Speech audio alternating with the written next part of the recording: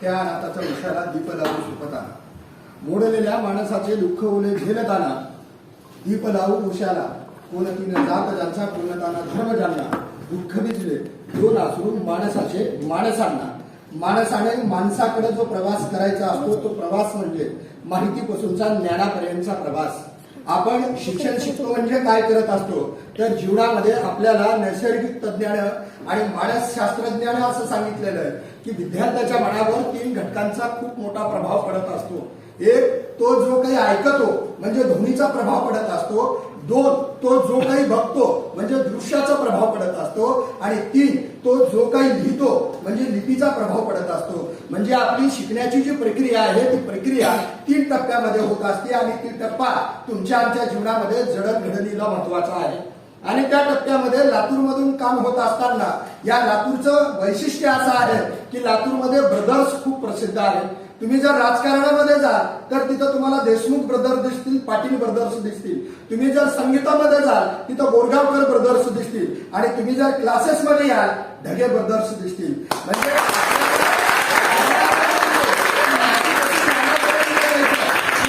शिक्षणापासूनचा आपला जो प्रवास असतो तो अनुभूतीपर्यंतचा प्रवास असतो.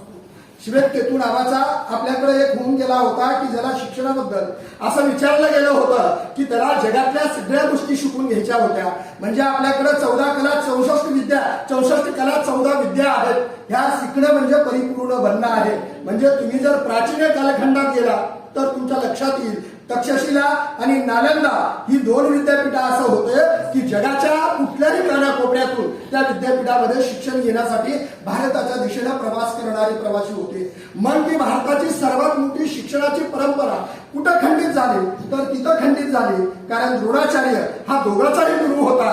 दुर्योधनाचा आणि अर्जुनाचा गुरु एकच होता, त्याचं नाव द्रोणाचार्य होतं. परंतु अर्जुनाचंच नाव का घेतलं जातं कारण साधारण तपश्चर्या करण्याची क्षमता, सामर्थ्य, संयम फक्त अर्जुनामध्ये होता, तो दुर्योधनामध्ये नव्हता. कारण दुर्योधनाला प्रत्येक गोष्टीमध्ये राजकारण करायची सवय होती. मी हे का म्हणतो कारण राज्यशास्त्र या विषयामध्ये माझी PhD आहे. त्याच्यामुळे जगामधल्या घडणाऱ्या प्रत्येक गोष्टीच्या पाठीमागचा कार्यकारण भाव जेव्हा बघतो तेव्हा आपल्या लक्षात येतं की गुरु कोण आहे ह्याच्यापेक्षा तो शिष्य काय करतो हे महत्वाचं आहे. आपण विद्यार्थी म्हणून माहितीपासून ज्ञानापर्यंत जेव्हा जातो त्यावेळेला आपल्याला इंग्रजीचं महत्व कळत असतं. इंग्रजी ही विद्यार्थी म्हणून परीक्षेसाठी महत्वाची ही झाली माहिती. पण त्या इंग्रजीमध्ये तुम्हाला बोलता येणं, त्या इंग्रजीमध्ये तुम्हाला तुमच्या भावना व्यक्त करता येणं, त्या इंग्रजीमध्ये तुम्हाला तुमच्या जीवनातल्या सगळ्या घडामोडी व्यक्त होता येणं म्हणजे तुम्हाला त्या इंग्रजीबद्दलचं ज्ञान आहे.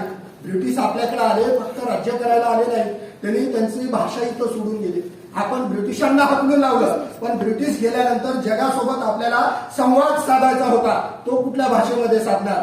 भारताचं वैशिष्ट्य असं आहे की भारताकडे अनेक भाषा आहेत, अनेक वेगवेगळे प्रदेश आहेत. तुम्ही जर तमिळनाडूमध्ये गेला तमिळ बोलणाऱ्याला बंगाली कळत नाही. तुम्ही कलकत्त्याला गेला कलकत्तावाल्याला तुमची तेलुगू कळत नाही. तुम्ही हैदराबादला गेला तर हैदराबादवाल्याला पंजाबी लक्षात येत नाही.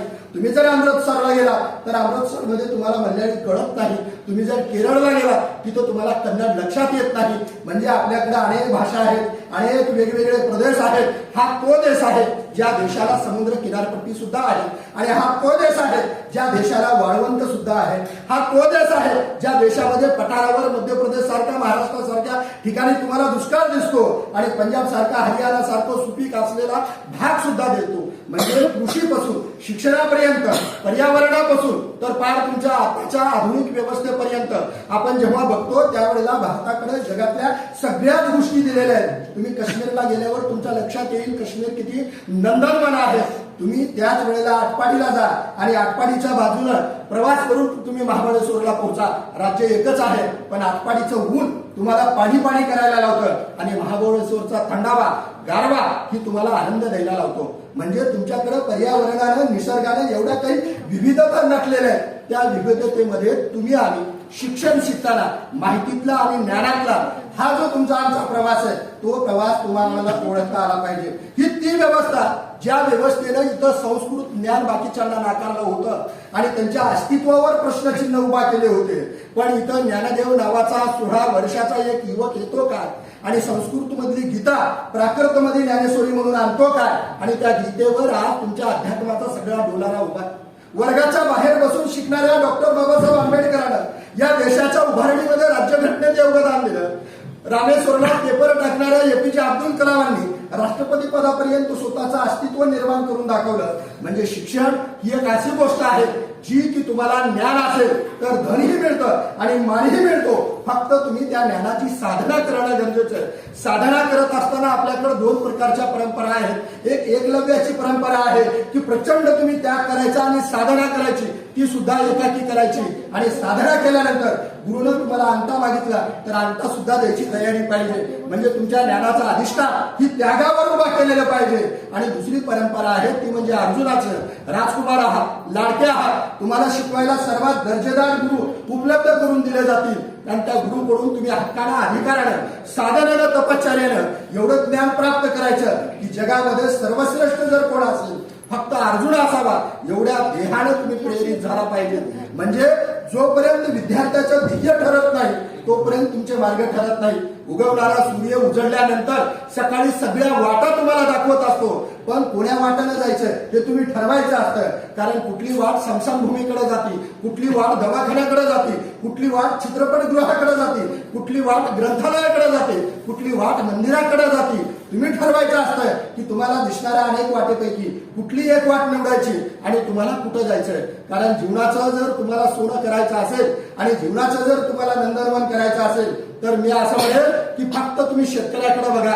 कारण उन्हामध्ये राबताना त्या शेतकऱ्याला सुगीची आठवण येत असते आणि पावसामध्ये पेरणी करत असताना त्याला ढोलणाऱ्या वाऱ्यावरचे पिकाची फक्त कल्पना असते. आणि जेव्हा तुम्ही आम्ही ऑगस्ट सप्टेंबरला शेतात जातो तेव्हा हिरवळ बघतो आणि आपल्याला वाटतं की खरंच शेतामध्ये किती हिरवळ असते नसते. त्याच्यासाठी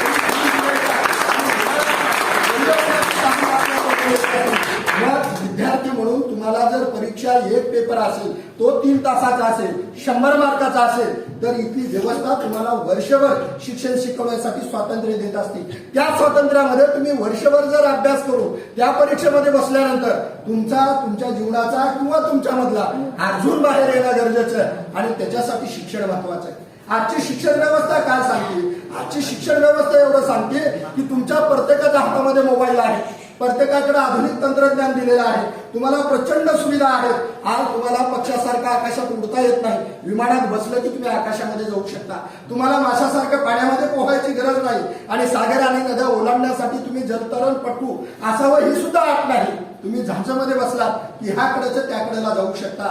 परंतु तुम्हाला जर जीवनामध्ये पाण्यात बसून प्रवास करण्याची सुविधा असेल, आकाशामध्ये विमानामध्ये बसून तुम्हाला जर सुखरूप प्रवास करता येत असेल, नक्की त्याच्या पाठीमागे कोण्या शास्त्रज्ञाचं लोक आहे, कोण्या मानवी मेंदूनं घेतलेले परिश्रम आहे. म्हणजे एक एडिसन नावाचा शास्त्रज्ञ कितीतरी शेकडो प्रयोग असल्यानंतर बल्बचा शोध लावत असतो आणि त्या बल्बचा उपयोग एडिसनने घेतला का नाही मला माहित नाही, पण तुम्ही आम्ही तुमच्या आमच्या घरामध्ये रात्रीच्या वेळेला घर प्रकाशमान करण्यासाठी त्या बल्बचा उपयोग करून घेत असतो.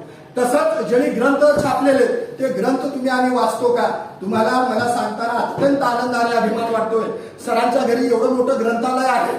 सर नुसतं शिकवत नाही तर सरांचा वाचण्याचा प्रचंड मोठा दांडगा आवाका आहे. ज्या वेळेला नंदी स्टॉपला क्लासेस होते त्यावेळेला सरांकडे माझं जाणं येणं असायचं. अच्युत गोडबोलेंचं किमयागार नावाचं एक पुस्तक होतं. मला प्रश्न पडायचा, सर इंग्रजीचे आहे, इंग्रजी ही भाषा आहे आणि किमयागार हे विज्ञानवरचं पुस्तक आहे. म्हणजे सायन्समध्ये काम करणाऱ्या शास्त्रज्ञाचं जीवन सुद्धा सरांनी वाचून काढलं. मागच्या वेळेला सरांनी तुमच्या आमच्या समोर एक ऋषितुल्य व्यक्तिमत्वाला आणून बसवलं होतं बिराजदार सरांना.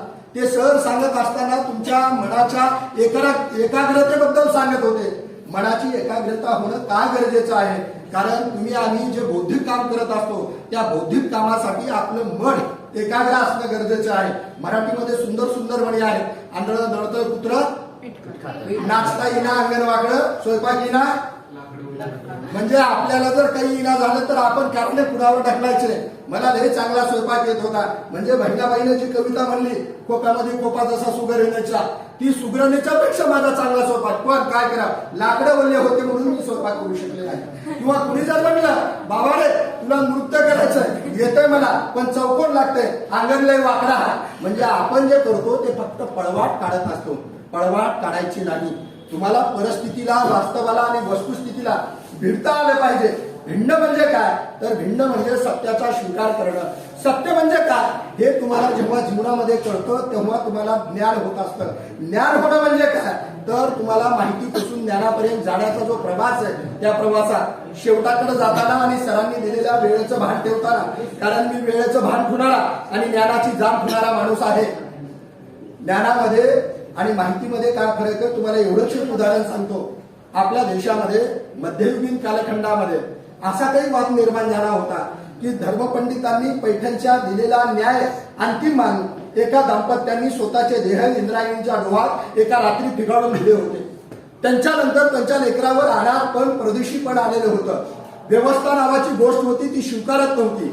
एकीकडे 1400 वर्ष योग केलेला असं म्हणत होतो की जग मला समजलंय, माझ्याकडे विश्वाचं ज्ञान आहे. तो त्यांना पत्र लिहायला बसला. पत्र लिहायला बसल्यानंतर पत्रामध्ये मजकूर काय लिहायचा त्याला काही समजत नव्हतं. आशीर्वाद म्हणून लिहावा तर ह्याची नैतिकता ह्याला सांगत होती की ते ज्ञानाने मोठे आहेत.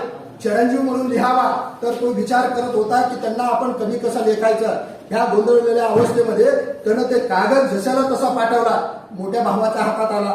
मोठ्या भावाला वाचता येत होतं. त्यानं बघितलं कागदावर काहीच लिहिलं नाही. त्यानं ते बारक्या भावाकडे कागद सरकावला.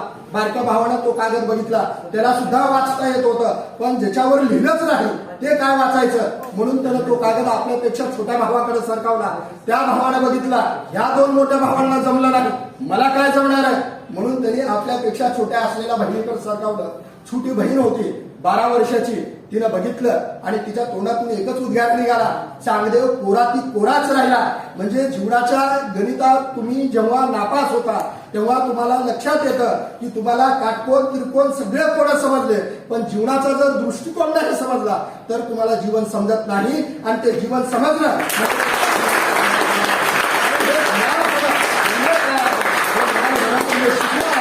ते शिकणं तुमचं चांगलं व्हावं आणि त्या शिक्षणाला इंग्रजीची चांगली झालर लागावी. बघा तुमच्या जीवनाचा दोरा इंग्रजीच्या फुलानं एक सुंदर हार बनवू शकतो. तो हार तुमचा चांगला व्हावा एवढ्या शुभेच्छा देतो. सरांनी मला इथं बोलण्याची संधी दिली आणि मला माहितीपासून ज्ञानापर्यंत जो काही माझा विचार होता तो विचार तुमच्या पुढे मांडता आला आणि तुम्ही तो शांत चित्ताने ऐकून घेतला त्याच्याबद्दल तुमचे आभार.